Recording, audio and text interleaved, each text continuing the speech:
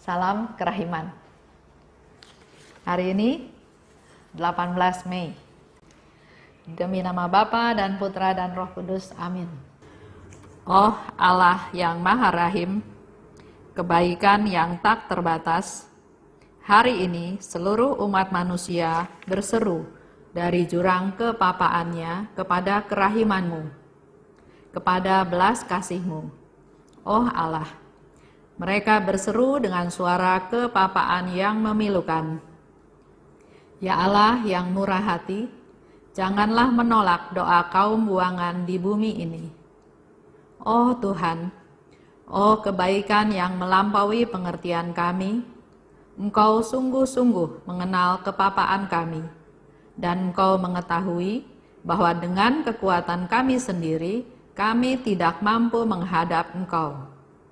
Maka kami mohon kepadamu, limpahilah kami dengan rahmat-Mu, dan tingkatkanlah selalu kerahiman-Mu dalam diri kami, supaya kami setia melaksanakan kehendak kudus-Mu sepanjang hidup kami, dan pada saat kematian kami. Biarlah kerahiman-Mu yang maha kuasa melindungi kami dari serangan musuh-musuh keselamatan kami, sehingga kami sebagai anak-anak-Mu dengan penuh pengharapan menantikan kedatangan-Mu yang terakhir, hari yang hanya Engkau yang tahu. Kami berharap akan menikmati segala sesuatu yang dijanjikan Yesus kepada kami, meskipun kami ini penuh dengan kejahatan. Sebab Yesuslah harapan kami, lewat hatinya yang maha rahim, ibarat lewat gerbang yang terbuka lebar, kami masuk ke dalam surga. Amin. Demi nama Bapa dan Putra dan Roh Kudus. Amin. Kita baca sama-sama ya. Dari 870. 6 Januari 1937. Hari ini dalam Misa Kudus, tanpa kusadari, aku terserap ke dalam keagungan Allah yang tak terbatas. Seluruh kasih Allah yang luar biasa melanda jiwaku. Pada saat yang khusus ini, aku menjadi sadar betapa Allah telah merendahkan diri demi aku. Ia adalah Tuhan para Tuhan. Sedangkan aku ini, siapakah aku? Makhluk yang malang ini, sehingga Engkau mau menyatukan diri dengan aku seperti itu. Keajaiban yang mencekam aku sesudah menerima rahmat istimewa ini berlangsung sangat nyata sepanjang seluruh hari. Dengan memanfaatkan kemesraan yang boleh aku jalin dengan Tuhan ini, aku berdoa di hadapannya bagi seluruh dunia. Pada saat seperti itu, aku merasakan bahwa seluruh dunia bergantung padaku. 871. Ya guruku, buatlah hatiku tidak pernah mengharapkan pertolongan dari siapapun. Sebaliknya, aku akan selalu berusaha memberikan bantuan, penghiburan, dan segala macam kelegaan kepada orang lain. Hatiku akan selalu terbuka kepada penderitaan orang lain, dan aku tidak akan menutup hatiku bagi penderitaan orang lain, meskipun karenanya aku harus dicemooh dan dijuluki tempat sampah. Artinya, setiap orang menumpahkan penderitaannya ke dalam hatiku. Aku mengatakan bahwa setiap orang memiliki suatu tempat di dalam hatiku, dan aku sendiri mempunyai suatu tempat dalam hati Yesus. Ejekan dalam kaitan dengan hukum kasih tidak akan mengecutkan hatiku. Jiwaku selalu peka terhadap masalah ini, dan Yesus sendirilah pendorong kasihku terhadap sesama. 870, 871. Dikatakan dalam Misa Kudus. Kembali lagi, bukan berarti karena Suster Faustina itu memang hidupnya dibiara seperti itu terus, tapi ini juga menjadi satu tawaran buat kita semua. Banyak paroki juga ada misa pagi setiap pagi. Kita punya waktu enggak? Bisa enggak menyisihkan waktu untuk bangun lebih pagi, menyiapkan segala sesuatu lebih pagi, dan kita pergi ke misa, ya? Karena setiap peristiwa itu ada terjadi pada saat-saat kita bertemu dengan Tuhan. Dalam Misa Kudus, tanpa ku sadari, aku terserap ke dalam keagungan Allah yang tak terbatas. Seluruh kasih Allah yang luar biasa melanda jiwaku. Itu yang Suster Faustina, dia nggak berharap, tapi tiba-tiba dia katakan tanpa ku sadari.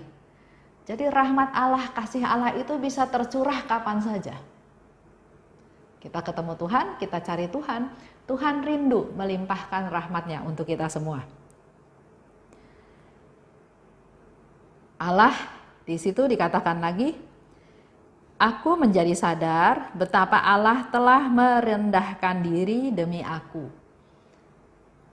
Bukan Faustina yang pergi ke Tuhan, tapi di sini seolah-olah dia merasakan hadirat Allah, dia merasakan kehadiran Allah, dia terserap oleh Allah, dia berpikir, dia merasakan, dia berkesimpulan betapa Allah itu telah merendahkan diri demi aku. Allah memberi contoh kepada kita, ya, merendahkan diri demi aku. Pertanyaannya sekarang, kalau Tuhan datang kepada kita, kepada saya dan Bapak Ibu, apakah kita siap? Atau pertanyaannya, enggak mungkin lah Tuhan datang, kita manusia berdosa. Tapi di sini Suster Faustina kasih tahu, dia pergi ke Misa Kudus, dia tidak berharap dalam tanda kutip, tapi di sana tanpa ku sadari, aku terserap ke dalam keagungan Allah yang tak terbatas. Menurut saya tetap kita harus ada persiapan, ada kerinduan, ada keinginan, ada hasrat. Nggak bisa asal-asalan aja. Kalau ke gereja, ya datang ke gereja, yang penting terima komuni, firmannya apa, nggak tahu. Apakah ada rasa jamahan Tuhan? Enggak. Pasti kita juga nggak rasain apa-apa.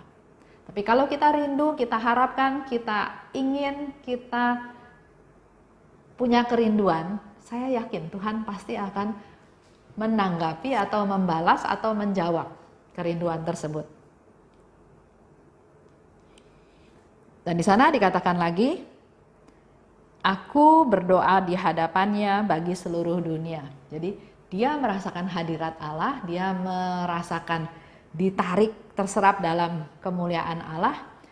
Tapi dia nggak langsung, aduh saya bahagia, saya sukacita, saya dapat jamahan Tuhan, saya merasa badan saya hangat, saya. Fokusnya saya. Di sini Suster Faustina mau ajarin kita berdoa bagi seluruh dunia. Aku berdoa di hadapannya bagi seluruh dunia. Jadi pikiran kita bukan hanya saya yang menikmati tersebut, tapi pakailah kesempatan itu untuk berpikir untuk orang lain, untuk seluruh dunia.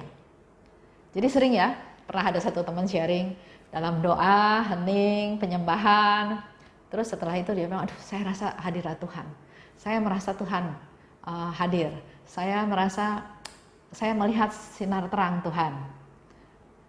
Saya.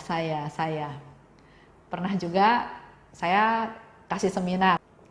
Setelah selesai seminar, ada seorang ibu ajak saya ke rumahnya. Ayo Bu Esther ke rumah saya, ada apa? Di rumah saya itu ada patung Bunda Maria yang mengeluarkan minyak. Minyaknya wangi. Ayo kita lihat. Saya terus tanya, bagus Bu, kalau patung Bunda Maria mengeluarkan minyak yang wangi. Nah, setelah ibu melihat mujizat tersebut, ada perubahan hidup apa dalam hidup ibu sebelum patung itu mengeluarkan minyak dan sekarang setelah patung Bunda Maria mengeluarkan minyak wangi, ada perubahan apa dalam diri ibu? Dia bilang, oh nggak ada apa-apa, biasa aja. Terus saya langsung bilang, oh saya nggak bisa datang ke rumah ibu. Tapi menurut saya, kalau ibu mengalami mujizat tersebut, harusnya ada perubahan. Karena kalau tidak ada perubahan, dalam tanda kutip ya, kasihan Bunda Marianya, sudah menunjukkan suatu mujizat tapi kita nggak bereaksi. Kita lanjut ya. Jadi waktu Suster Faustina merasakan keagungan Allah, dia tidak hanya menikmati itu untuk dirinya sendiri, tapi dia langsung berdoa bagi seluruh dunia. Dan dilanjutkan dalam doanya tersebut, dia katakan, Ya guruku, buatlah hatiku tidak pernah mengharapkan pertolongan dari siapapun. Kita mau belajar ya dari Suster Faustina di 871. Dia katakan, saya tidak mengharapkan pertolongan dari siapapun. Bagaimana dengan kita?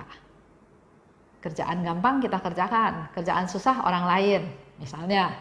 Atau saya udah kerja banyak, kamu juga harus bantu saya. Ya.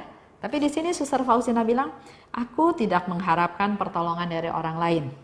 Bahkan di situ dikatakan, tapi aku mau menjadi orang yang selalu memberi bantuan. Memberi. Ya. Kedua, yang mau menghibur orang lain. Bukan mau dihibur ya, tapi mau menghibur orang lain. Ketiga, memberikan kelegaan. Buat orang itu menjadi lega. Menjadi ada pemberesan. Keempat, terbuka terhadap penderitaan orang lain. Ada istilah yang pernah saya dengar, jangan deket-deket orang susah, nanti kita ke bawah susah. Itu bahasa duniawi. Kalau kita ikut Tuhan, kerahiman Tuhan, belajar dari Suster Faustina justru terbuka untuk permasalahan orang lain, untuk problem orang lain. Ya, dijadiin tempat sampah, oke, nggak apa-apa. Silahkan berkeluh kesah, silahkan saya nampung, saya kasih kuping untuk mendengarkan keluh kesah mereka. Dicemooh jadi tempat sampah, nggak apa-apa. Itu dari bagian daripada yang Suster Faustina mau sharingkan kepada kita. Karena di situ dikatakan di yang terakhir ya, Yesus sendirilah pendorong kasihku terhadap sesama. Yesus sendirilah pendorong kasihku terhadap sesama. Jadi perbuatan kita mengasihi sesama itu adalah perbuatan ilahi. Kalau kita secara duniawi pasti hitung-hitungan. Saya bantu dia, nanti saya dapat apa? Kalau saya sudah bantu dia dan saya nggak dapat apa-apa, ngapain saya bantu dia lagi? Ya. Tapi di sini Suster Faustina memberikan satu konfirmasi bahwa kita bisa mengasihi sesama dengan tulus ya. Itu adalah dari Yesus. Jadi kita harus minta dari Yesus, minta rahmat dari Yesus, supaya Yesus menggerakkan hati kita, supaya Yesus jadi pendorong buat kita, untuk kita bisa mengasihi sesama. Kita berjuang ya. Ikut Tuhan nggak gampang, tapi bukan tidak bisa. Baik, kita tutup. Demi nama Bapa dan Putra dan Roh Kudus. Amin. Terima kasih Bapa atas segala kasih karunia-Mu. Kami juga mau belajar seperti Suster Faustina untuk tidak berusaha atau mengharapkan pertolongan dari orang lain, tapi sebaliknya mampukan kami menjadi penolong, memberi bantuan kepada yang membutuhkan, khususnya menjadi lebih peka pada orang-orang yang perlu ditolong, bisa memberi kelegaan, memberi sukacita kepada mereka, dan juga biarlah kami juga boleh menjadi tempat sampah. Asal orang itu menjadi senang, menjadi lega dengan segala permasalahan yang ada. Mampukan kami Tuhan untuk kami terus-menerus berdoa untuk seluruh dunia. Terima kasih Bapa, dalam nama Putra-Mu kami berdoa dan bersyukur. Amin. Demi nama Bapa dan Putra dan Roh Kudus. Amin. Salam kerahiman.